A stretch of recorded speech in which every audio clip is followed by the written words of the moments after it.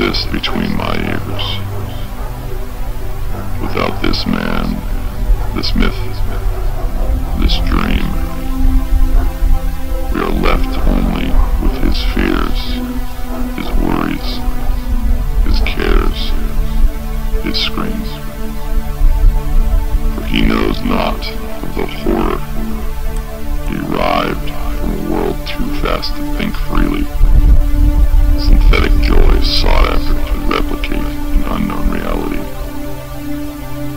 He cared to be in the air so free, seeking solace in reality,